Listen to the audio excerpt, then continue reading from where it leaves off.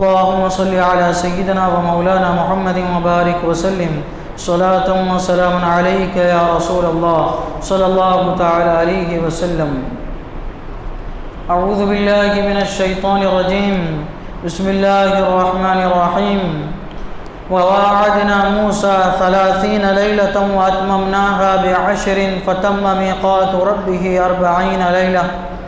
وقال موسى لأخيه هارون اخلفني في قومي وأصلح ولا تتبع سبيل المفسدين.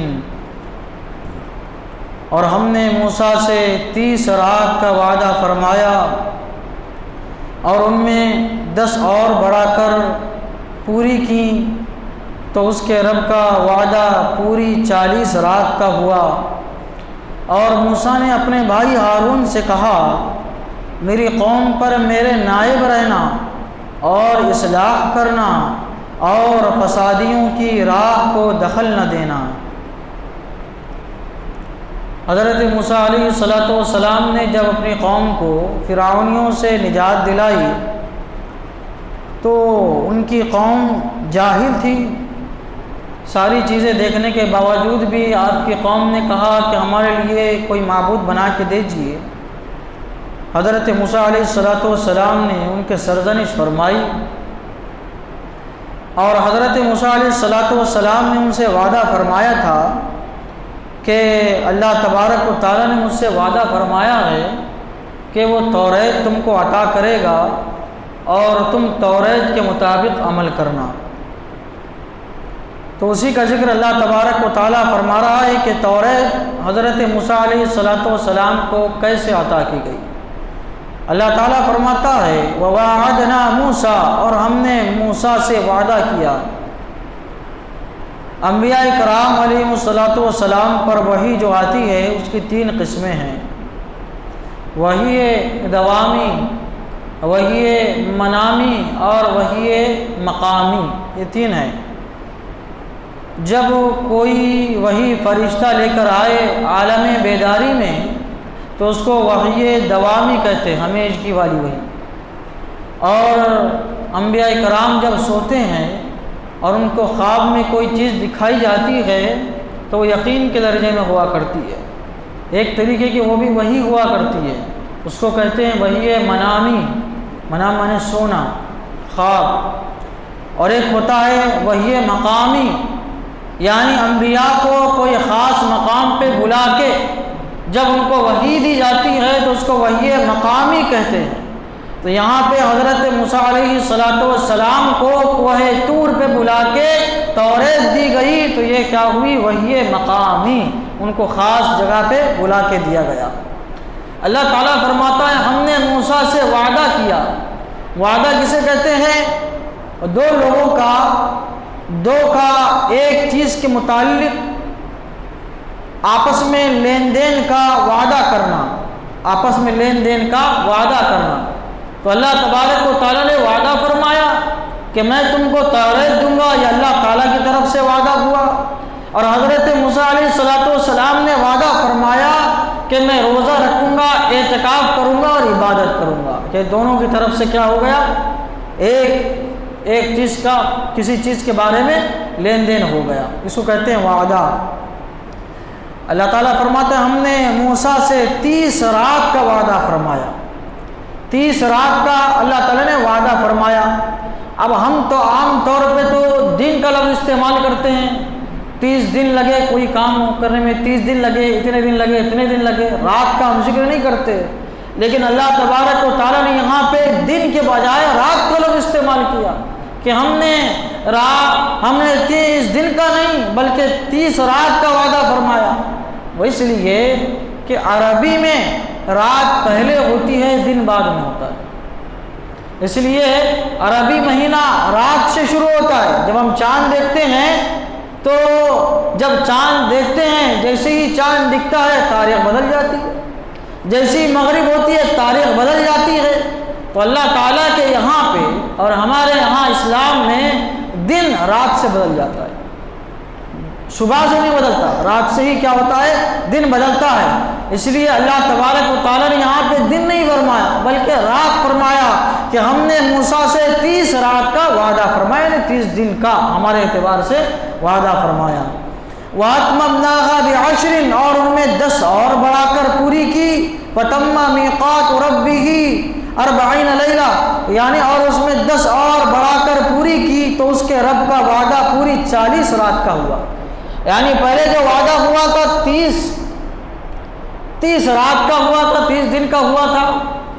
30 دن حضرت موسیٰ علیہ السلام کوہ طور پہ رہے، آپ نے وہاں پہ عبادت کی، اعتکاف کیا، 30 روزے آپ نے رکھے۔ روزے کی نوعیت مختلف تھی، صوم وصال تھا وہ، یعنی دن میں بھی نہیں کھانا، رات میں بھی نہیں کھانا، صرف عبادت کرتے رہنا، عبادت کرتے رہنا۔ یہ انبیاء کرام علیہ السلام کا خاصہ ہوا کرتا ہے، اللہ تعالیٰ کو کھلاتا ہے، پلاتا ہے، طاقت ان کو دیتا ہے۔ 30 دن صرف اور صرف حضرت موسیٰ علیہ السلام اللہ کی عبادت میں رہے۔ 30 دن کے بعد جب وحی لینے کا وقت آیا، اللہ تعالیٰ سے ہم کلام ہونے کا وقت آیا، حضرت موسیٰ علیہ السلام نے از راہ ادب مسواک فرمایا، کہیں ایسا نہ ہو کہ میرے منہ سے مہک نکلے۔ 30 دن میں روزہ تھا، اس سے کچھ معاملہ اللہ تعالیٰ کو پسند نہ آئے، اس لیے آپ نے مسواک فرمایا، اور مسواک فرمانے کے بعد آپ اللہ تعالیٰ کی بارگاہ میں پہنچے تو اللہ تعالیٰ نے از خود یا پھر فرشتوں نے حضرت موسیٰ علیہ السلام سے کہا کہ آپ نے مسواک کیوں فرمایا؟ کیونکہ جب آپ روزے سے تھے، 30 دن آپ نے گزارے، تو آپ کے منہ سے جو بو آتی تھی وہ اللہ تعالیٰ کو مشک اور عنبر سے زیادہ محبوب تھی۔ اللہ تعالیٰ نے فرمایا اے موسیٰ، وہ مشک و عنبر کی بو نہیں آ رہی ہے، جاؤ پھر سے 10 دن اور روزہ رکھو تاکہ وہ بو آئے، وہ مہک آئے، اور اس کے بعد میں تم سے ہم کلام ہوں۔ پھر اللہ تعالیٰ نے ان کو 10 دن اور روزہ رکھنے کا حکم دیا، 10 دن میں اور رکھا، پھر اللہ تبارک و تعالیٰ کی بارگاہ میں حاضر ہوئے۔ تو اللہ تعالیٰ اسی کا ذکر فرما رہا ہے کہ ہم نے 30 رات کا وعدہ فرمایا، پھر اس میں 10 دن اور ہم نے اس میں اضافہ کر دیا۔ وقال موسیٰ لأخیہ، جب حضرت موسیٰ علیہ السلام جانے لگے تھے تو آپ کو پتا تھا آپ کی قوم میں کچھ لوگ سرکش ہے، شریر ہے، کچھ نہ کچھ گڑبڑ کرنے والے ہیں، فساد کرنے والے ہیں، کیونکہ انہوں نے سارے چیزیں دیکھنے کے بعد بھی اللہ تعالیٰ کی یہ کہہ دیا تھا کہ ہمیں جو ہے ایک معبود بنا کے دیجئے، ہمیں عبادت کرنا ہے اور اللہ تعالیٰ کے علاوہ کوئی معبود باطل ہمیں بنا کے دیجئے۔ حضرت موسیٰ علیہ السلام کو اندازہ تھا ان کی شرارت کا، تو آپ نے اپنا نائب اپنے بھائی حضرت ہارون علیہ السلام کو بنایا۔ یہ یاد رکھیے، ایک نبی دوسرے نبی کا نائب نہیں ہو سکتا۔ یہاں پہ نیابت سے مراد سیاست کی نیابت ہے یا ریاست کی نیابت ہے۔ حضرت موسیٰ علیہ السلام کو اللہ تبارک و تعالیٰ نے رسالت بھی عطا فرمائی، سیاست بھی عطا فرمائی، ریاست بھی عطا فرمائی، تینوں چیزیں عطا فرمائی۔ تو ریاست میں، سیاست میں اپنا خلیفہ بنایا، اور اللہ تعالیٰ نے آپ کو معجزے عطا فرمائے تھے۔ حضرت ہارون علیہ السلام کو معجزے عطا نہیں فرمائے تھے، تو اس لیے آپ کو فوقیت حاصل تھی حضرت ہارون علیہ السلام پر، تو آپ نے جاتے جاتے حضرت ہارون علیہ السلام کو اپنا خلیفہ نائب بنایا، اور ان سے ارشاد بھی فرمایا ہارون اخلفنی، اے میرے بھائی میرے قوم پر تم میرے نائب رہنا، یعنی میں جیسے حکم دیتا تھا ویسے حکم دینا۔ کیا حکم دینا؟ واصلح، اپنے اور ان کی اصلاح کرتے رہنا، ولا تتبع سبیل المفسدین، اور فسادیوں کی راہ کو دخل نہ دینا، یعنی فسادیوں کی باتوں پر عمل نہ کرنا۔ یہ حضرت موسیٰ علیہ السلام کا علم غیب تھا، آپ جانتے تھے کہ میرے جانے کے بعد یہاں پہ یہ قوم کے سرکش لوگ ہیں، میرے قوم کو بہکائیں گے اور ان کو گمراہ کریں گے، تو پہلے سے آگاہ کر دیا، دیکھنا، ان کی اصلاح کرنا، اور نہ مانے تو فسادیوں کو ان کے حال پہ چھوڑ دینا، لیکن ان کے مطابق عمل نہ کرنا، وہ جو کہے وہ تم نہ کرنا۔ یہ حضرت موسیٰ علیہ السلام نے ان کو وصیت فرمائی، ان کو جاتے جاتے نصیحت فرمائی۔ آگے کیا ہوا اس کا بیان انشاءاللہ اگلے درس میں ہوگا۔ اللہ تعالیٰ کی بارگاہ میں دعا ہے قرآن شریف سیکھنے سمجھنے اور اس کے مطابق ہم سب کو اپنی زندگی گزارنے کی توفیق عطا فرمائے۔ اشہد ان لا الہ الا اللہ واشہد ان محمدا عبدہ ورسولہ وصلی اللہ تعالی علی سیدنا محمد وعلی آلہ وصحبہ اجمعین برحمتک یا ارحم۔